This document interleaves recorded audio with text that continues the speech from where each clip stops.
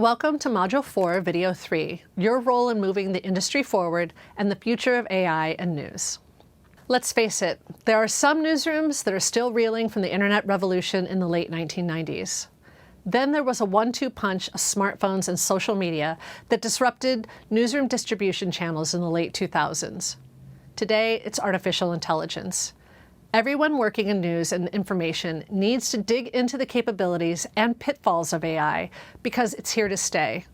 The more we can experiment together, the greater our chances of controlling the outcomes of this digital disruption. By understanding the technology, we can also establish our limits. AI can enable us to personalize content, but that personalization comes at a cost to audience privacy. Will we go there? What are the limits? And what are the transparency measures we'll take to explain that to audiences? Many people who get into journalism are by nature curious communicators. Staying curious is the single biggest ingredient for winning this moment. But you have to be willing to sail off the current map. Take, for example, OpenAI's examples page and what its GPT 3.5 technology can do.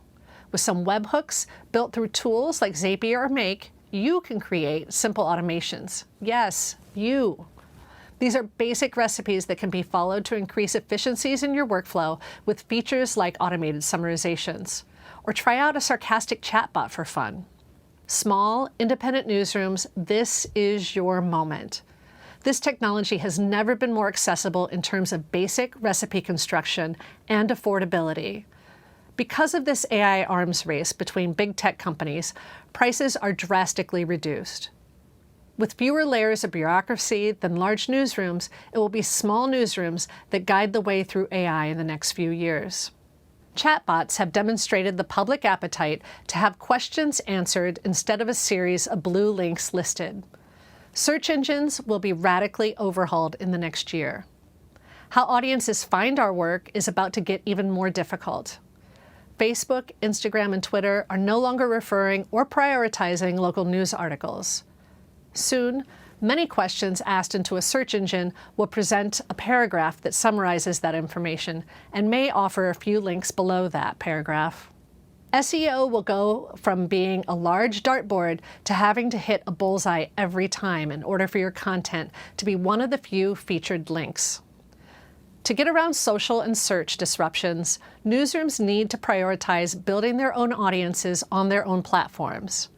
Newsrooms that fare better in the post-ChatGPT world will have their own news apps, a variety of specialized email newsletters, podcasts, and WhatsApp or SMS groups. These are all points of connections with audiences that will need a lot of steering to direct people to your news and information.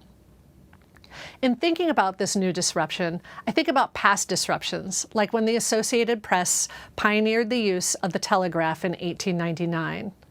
Because the telegraph connection was unreliable, AP started to put all of the pertinent who, what, when, where information at the top. This style is now known as the inverted pyramid.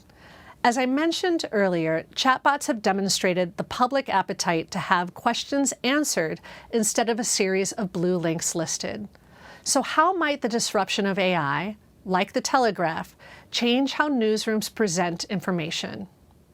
Offering 800-word articles on the front page of the newspaper has clear limitations in this new format.